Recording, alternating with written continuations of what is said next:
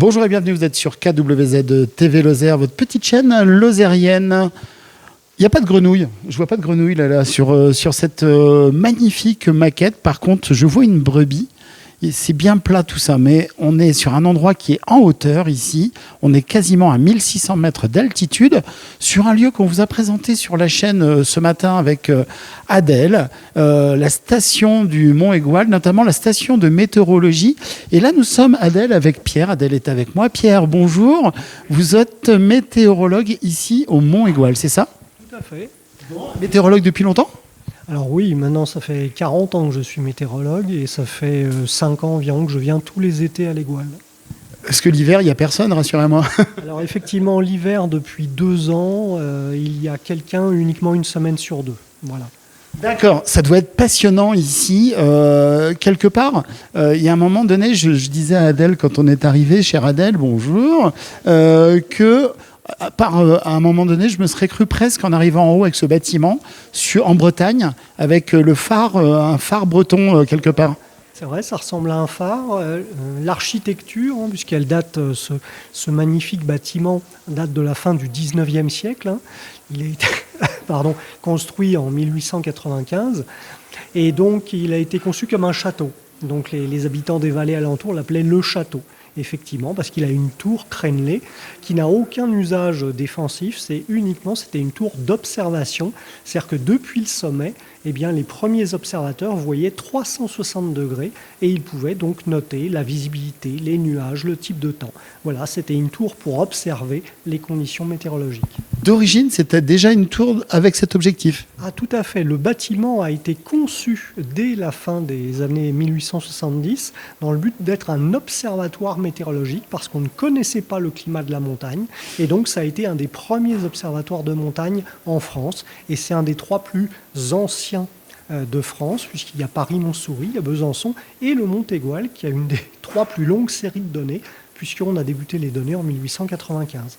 Alors, nous, sur KWZ, on polémique jamais, mais par contre, c'est intéressant quand même de savoir si vous avez noté depuis toutes ces années, c'est plus d'une centaine d'années maintenant, c'est 130 ans presque, une grosse évolution dans la météo ? Ah oui. Sur les 30 dernières années, la température moyenne a augmenté de 1 degré, ce qui est énorme.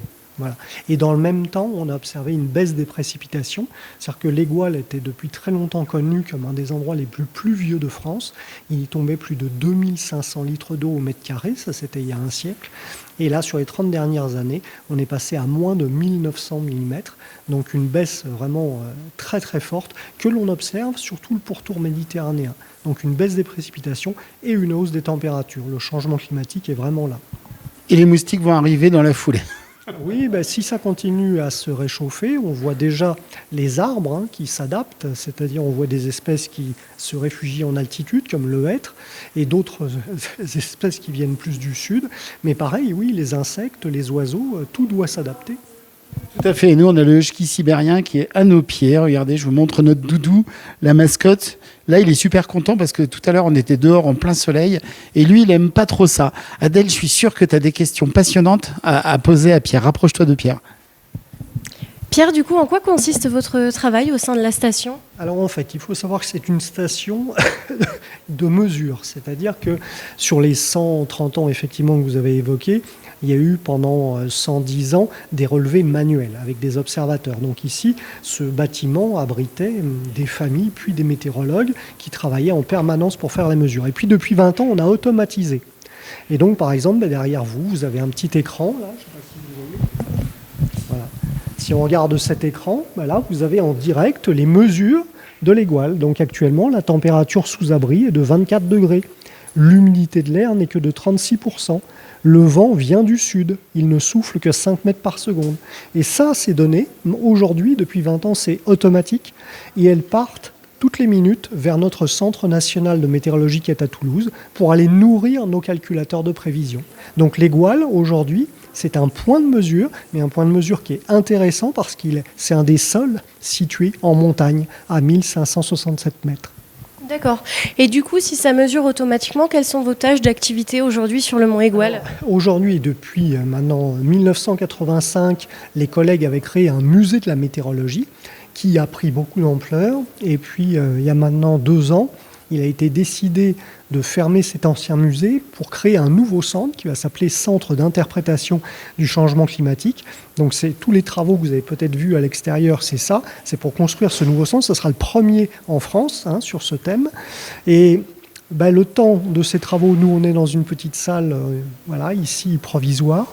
Et on continue d'accueillir le public. C'est-à-dire que depuis 1985, les météos ont pour vocation de faire de la médiation scientifique. On accueille le public qui est extrêmement nombreux ici à l'Égoile et on lui explique comment on fait une prévision météo et ainsi de suite. D'accord, donc là on voit que c'est un petit espace avec des panneaux explicatifs, un musée.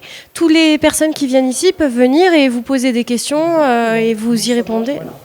Sur les 6 mois d'été, c'est-à-dire d'avril jusqu'à fin octobre, nous sommes 4 météos à nous renouveler tous les jours, donc de 10h jusqu'à 18h, puis après 19h en pleine période estivale, on accueille le public en permanence. D'accord. Et alors par rapport à vous, ça vous vient d'où cette passion pour la météo? Comment c'est venu? Comme beaucoup de collègues, je crois que la météorologie intéresse beaucoup de monde au quotidien. Qui ne se pose pas la question de qu'est-ce qui va se passer dans les heures à venir. Donc c'est une curiosité de naturaliste, envie de comprendre ce qui se passe dans l'atmosphère.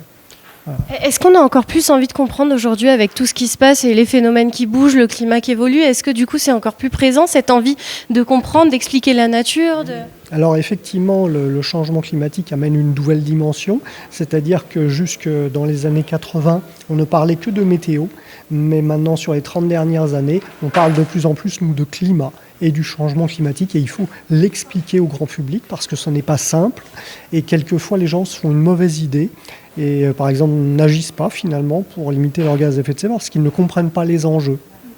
Donc aujourd'hui on a vraiment une mission à remplir là-dessus. D'accord. Après, ce qui est vraiment incroyable quand même au Mont-Aigoual, qu'on n'a plus dans toutes les régions de France aujourd'hui, c'est qu'on a quand même les 4 saisons marquées. Moi, je viens souvent l'hiver, on vient au printemps, on vient l'été. Ça, c'est quand même une particularité qu'on a ici. Et c'est assez agréable d'avoir ces saisons aussi marquées. Ah oui, tout à fait. Et puis, alors par contre, il y a un corollaire, c'est que comme il fait de plus en plus chaud sur les 30 dernières années, on a de moins en moins de neige. Donc en fait, ce qui faisait une des particularités de l'Aigoual et les plus belles images, plus belles photos, c'était l'Aigoual sous la neige. Ça, maintenant, ça devient de plus en plus épisodique. On en a eu, là, on a eu une chute de neige tardive cet hiver, au mois de mars. Par contre, les 3 hivers précédents, il n'y avait quasiment pas eu de neige. Et donc l'Aigoual qui perd la neige, c'est perdre un petit peu son décor hivernal. Ça perd un peu de son charme, mais on y vient quand même avec autant de plaisir. Sur les dernières années, c'est quoi la température minimale à laquelle vous êtes tombé en hiver? Ça descend plus beaucoup. Il faut savoir que le minimum historique ici, c'était moins 28 degrés et ça remonte à l'hiver 1956. Mais là, maintenant, quand on regarde les derniers hivers, on a bien du mal à atteindre les moins 20 degrés. Et par contre, à l'opposé, ce sont les températures les plus chaudes. C'est-à-dire que pendant très longtemps, le record de température sur plus de 100 ans, c'était 28 degrés. Et lorsqu'il y a eu la canicule de 2019, on a atteint 29,9 ici à l'Aigoual, c'est-à-dire presque 30 degrés. Et par exemple, demain, 14 juillet, on attend d'avoir 27-28 degrés ici à l'Aigoual. Vous voyez, on sera très proche des records. C'est pas mal quand même. Et donc, quand on vient, on peut vous poser des questions. J'ai compris qu'il y avait toujours une personne de disponible. Mais sinon, est-ce que vous pouvez nous expliquer un petit peu le principe de ce musée et ce qu'on peut éventuellement trouver, de nous expliquer un petit peu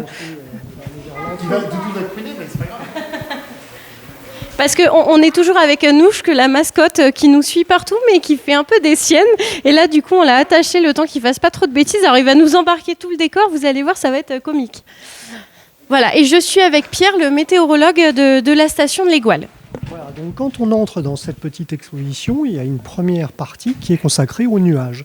On vous explique les 10 genres nuageux, c'est-à-dire depuis le stratus le plus bas jusqu'au cirrus le plus élevé, en passant par le cumulonimbus, qui est le seul nuage qui va donner de l'orage, de la grêle et ainsi de suite.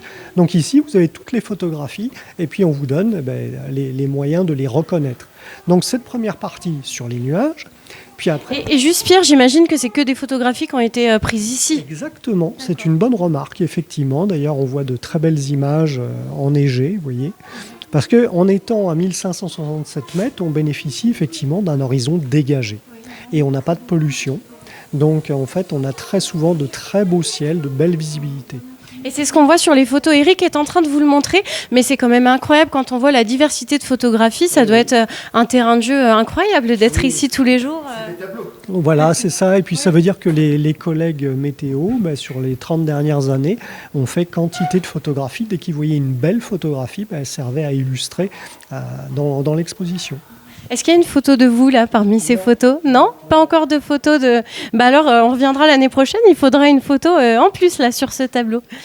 Alors de ce côté. Il y a d'autres panneaux. Là où, en fait, cette exposition est conçue pour que les gens en autodidacte en fassent le tour. Ici, par exemple, on revient sur l'hiver mémorable 95-96, celui où on a eu le plus fort enneigement, c'est-à-dire qu'on a eu au total plus de 10 mètres de neige. Vous voyez, 10 mètres 39 de neige cumulée.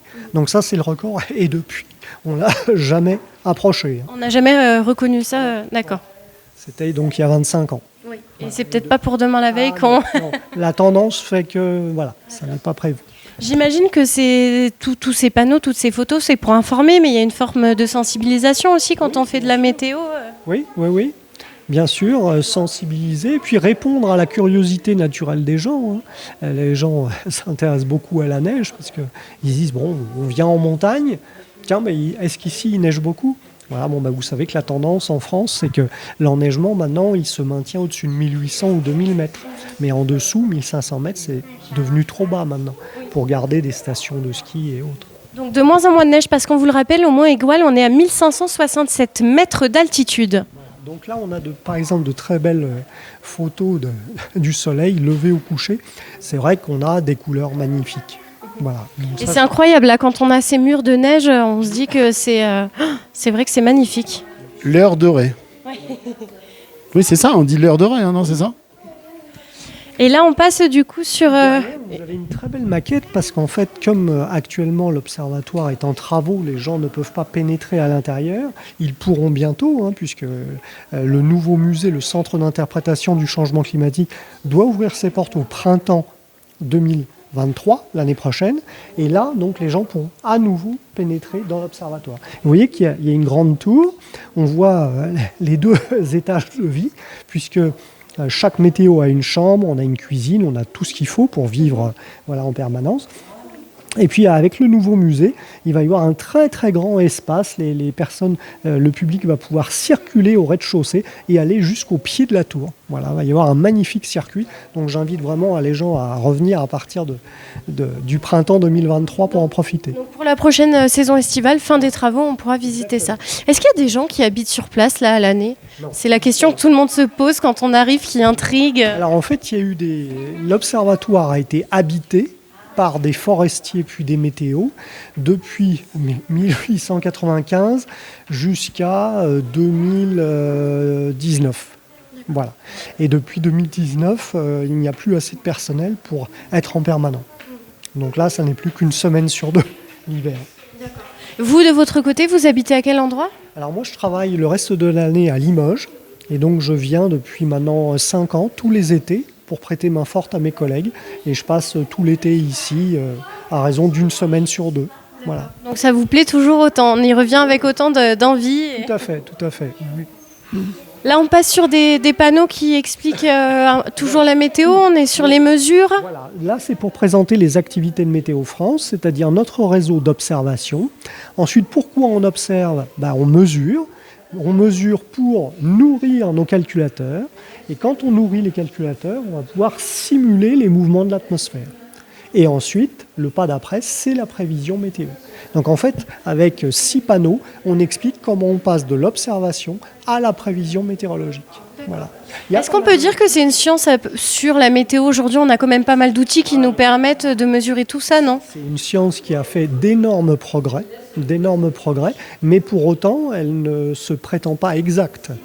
Puisqu'il y a toujours des incertitudes ou des choses que l'on ne pourra, même dans l'avenir, par exemple la localisation précise d'un orage ou de la grêle, ça, on ne sait pas faire. Par contre, donner la situation générale et par exemple en ce moment où les conditions sont anticycloniques, prévoir les températures, on le prévoit de plus en plus finement. Oui, il y a un gain dans la qualité des prévisions. Mais j'imagine que cette part d'imprévu, de mystère, c'est ce qui fait un peu l'émerveillement du métier, de se dire qu'on n'est pas au bout et qu'on est toujours surpris par l'environnement. Où tous les jours, on se remet en question. Tous les matins, on reprend les mêmes outils et on repart à zéro. Tous les jours. C'est un métier qui apprend l'humilité. Voilà. Parce qu'on n'est jamais sûr de rien. Et c'est un très beau métier, surtout à l'heure actuelle, on a besoin de gens comme vous. On va s'approcher un petit peu de la maquette qu'on a de l'autre côté pour faire le tour du musée. Tout à fait. Et une petite remarque comme ça, là, sur mon ordinateur à la maison, je sais plus sur comment je l'ai eu, mais un jour, en gros, je l'ai eu sur une mise à jour. Et je trouve ça assez stressant. Alors, je trouve que votre métier est exceptionnel, mais je trouve assez stressant. Mon ordinateur, il me dit, dans 5 minutes, il va pleuvoir. Après, mon ordinateur, il me dit il pleut, alors que je regarde par la fenêtre, il pleut pas, mais il me dit il pleut. Et ensuite, un quart d'heure après, il me dit ça y est, il vient de s'arrêter de pleuvoir. Et moi, personnellement, je trouve ça stressant. Alors, c'est génial votre métier, c'est au top, mais quand des fois, on n'a pas besoin de savoir que dans 3 minutes, on va mourir, quoi. Mais effectivement, on a des outils qui nous permettent maintenant de suivre où sont les pluies de 5 minutes en 5 minutes. Donc effectivement, on a développé des applications, par exemple, vous renseignez votre commune et on vous dit si dans l'heure qui vient, il va pleuvoir sur votre commune. Ça, ce sont les choses que l'on sait faire aujourd'hui. Et du coup, on vit forcément un petit peu différemment par rapport à nos anciens qui... Bien sûr, on n'avait pas ces moyens-là. Tout à fait. D'accord. Là, Eric est face à des... Alors, je ne sais pas comment on peut appeler... Des capteurs. Ici, vous avez l'abri météorologique, qui est la base, c'est-à-dire que depuis maintenant 130 ans, dans le monde entier, les météorologues du monde entier utilisent les mêmes outils pour mesurer la température, sinon on ne pourrait pas les comparer. Un abri météorologique, c'est ça. C'est une boîte blanche, toute autre couleur, ça capterait la chaleur du soleil, ventilée, 1,50 m au-dessus d'un sol gazonné. Là, si vous êtes loin des bâtiments et autres, vous avez une bonne mesure de la température sous abri. On mesure donc la température et l'humidité. Ici, vous avez un pluviomètre qui permet de mesurer automatiquement la quantité d'eau qui tombe de l'atmosphère. Ça va la mesurer en litres d'eau par mètre carré. D'accord. C'est entièrement automatique. Et là, cet abri météorologique, il y en a un par site. C'est pas nécessaire d'en avoir plusieurs. Un seul suffit à capter toutes les données. Une sonde de température, donc un abri météorologique. D'accord. Et là, par exemple, l'endroit aux alentours de vous où on fait d'autres données météorologiques, ça serait où, après le Mont Aigoual ? Alors après, on va s'éloigner de quelques dizaines de kilomètres. On va aller, justement, on peut descendre sur la Lozère. Il faut savoir que dans chaque département, vous avez en moyenne une quinzaine de stations météorologiques automatiques. Donc si on descend un petit peu sur la Lozère, on va en trouver un petit peu partout. Et cette belle maquette, alors du coup, là ? Alors ça, c'est effectivement une maquette qu'il faut tourner autour. C'est-à-dire, on a représenté en 3 dimensions une perturbation avec tous les nuages. C'est-à-dire qu'il y a 10 genres de nuages, vous les avez ici, mais en situation réelle. C'est-à-dire que là, par exemple, vous avez les cumulus, le cumulonimbus, qui sont dans l'air froid à l'arrière de la perturbation. Et dans le corps de la perturbation, vous avez tous les nuages. Stratus, stratocumulus, altostratus, altocumulus, puis au-dessus les cirrus, cirrostratus. Donc voilà, vous avez tous les nuages qui sont en place. Voilà, une perturbation, c'est constitué de tous ces nuages. Et donc, si on reprend les nuages de la maquette, j'imagine que c'est ceux qu'on peut retrouver en photographie à l'entrée. Vous les avez en photo et là, vous les avez en maquette, en 3 dimensions. D'accord. Et là, donc, du coup, il y a certains nuages où, quand on fait de l'aérien, comme de l'ULM ou de l'avion ou autre chose, si on commence à avoir une enclume qui apparaît, mieux vaut se poser. C'est ça, le cumulonimbus, c'est le plus dangereux des nuages. C'est le nuage, le seul qui va donner de l'orage, de la grêle, des tornades et des rafales de vent. Donc c'est le nuage à éviter à tout prix. Voilà. Donc effectivement, tous ceux qui volent, notamment l'aviation légère, doivent s'écarter de ces nuages parce qu'ils peuvent prendre des rafales, voire pire s'ils passent dessous, avoir de la grêle et ainsi de suite. Et ça peut être très dangereux dans ces cas-là. D'accord. Et de l'autre côté, donc on a toujours des photographies. Voilà, des photos, et puis là-bas on a un petit espace avec des vidéos qui tournent en boucle. Voilà, on a des petites vidéos qui tournent en boucle, qui vous présentent l'Aigoual sous les 4 saisons. En haut, vous avez en time-lapse une mer de nuages. Vous voyez, c'est très joli, en accéléré. C'est vrai que si on regarde de loin, on croirait presque la mer. On ne se rend même pas compte que c'est des nuages. Ça fait vraiment le roulis des vagues. C'est très beau. Oui. Et donc là, c'est un petit espace essentiellement de vidéos au gré des 4 saisons. Et aux familles, aux enfants de se poser et puis de regarder. Voilà. Et là, cet espace musée, il est ouvert de quand à quand alors? Et donc du 1er avril jusqu'à la fin octobre. Jusqu'à fin octobre. Après, vous êtes fermé pendant l'hiver et vous réouvrez sur la saison printanière en sachant que l'année prochaine, les travaux seront finis et qu'on pourra visiter. Il y aura un nouveau musée. Voilà. Et puis là, pour terminer donc, la visite du petit musée, nous avons un nouveau jeu de 6 panneaux, cette fois-ci sur le changement climatique. On vous explique vraiment les mots-clés. Hein. Qu'est-ce que l'atmosphère? Vous voyez, la température moyenne de toute la Terre a augmenté de 0,85 degrés. Dans l'hémisphère nord, voilà, c'est les 30 dernières années les plus chaudes sur 1400. Voilà, tout est en chiffres clés, facile d'accès. Voilà, et donc on peut petit à petit se faire une idée de... Et là, si on l'expliquait avec des mots simples, parce qu'aujourd'hui, on en parle beaucoup du changement climatique, on met un peu tout, n'importe quoi derrière, on ne sait pas forcément ce que ça veut dire. Comment vous l'expliqueriez en France aujourd'hui? Le changement climatique, c'est un phénomène planétaire. Il faut noter qu'en France, la France n'est pas le pays le plus impacté, loin de là. Lorsqu'on dit que la planète se réchauffe, vous aviez un chiffre là, on va bientôt atteindre 1 degré pour la planète entière. Sauf que ça cache des différences régionales. Et c'est là où effectivement nos concitoyens se sentent peu concernés, parce que si on prend la Lozère, on n'a pas la hausse du niveau de la mer, hein, que je sache, qui vienne menacer Mende. Hein, voilà. Donc on ne se sent pas menacé. Alors que si on regarde le reste de la planète, s'il y a eu 1 degré sur la planète entière, il y a eu 4 degrés en Arctique. Et l'Arctique, c'est quoi? C'est de la banquise, ce sont des glaciers. Et là, tout est en train de fondre.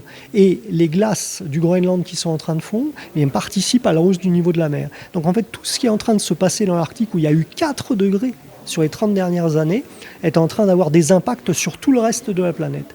Et il faut bien comprendre qu'on est parti vers un dérèglement climatique. Et en fait, pour faire très court, pourquoi est-ce que c'est un enjeu, le changement climatique? Parce qu'aujourd'hui, nous sommes 8 milliards d'individus sur Terre. On n'a jamais été aussi nombreux. Il y a 1 siècle et demi, nous n'étions que 1 milliard. Donc en fait, on est passé de 1 milliard à 8 milliards. Et dans le même temps, on s'est mis à produire des gaz à effet de serre parce qu'on a brûlé du charbon et du pétrole. Et le problème, c'est dans le siècle à venir, comment va-t-on faire pour nourrir, donner de l'eau et un habitat à 9 milliards de personnes sur Terre avec un climat qui va devenir chamboulé partout autour de la planète. Il y a des personnes qui ne pourront plus habiter en bord de mer, d'autres personnes qui ne pourront plus avoir de récolte parce qu'il y a des désertifications ou au contraire des pluies intenses. Et c'est ça l'enjeu, c'est l'humanité. Comment assurer la nourriture, l'eau, l'habitat pour toute la population mondiale alors que le climat est en train de changer. C'est ça l'enjeu. Merci Pierre. Et ce que vous disiez, je vais dans votre sens totalement. En plus, j'ai habité en forêt amazonienne pendant 7 ans, en Guyane. C'est vrai qu'il y a aussi côté déforestation, ça joue dans le mauvais sens. Je parlerai pas des bateaux géants qui vont se promener en croisière au milieu des icebergs, ça c'est encore autre chose. Et puis surtout, c'est que il y a tout ce que vous venez de dire, mais les pôles, c'est des moteurs aussi. C'est comme c'est des moteurs pour la planète, entre autres, en dehors de tout ce qui est magnétisme et tout ça, et que ça contribue aussi aux courants marins.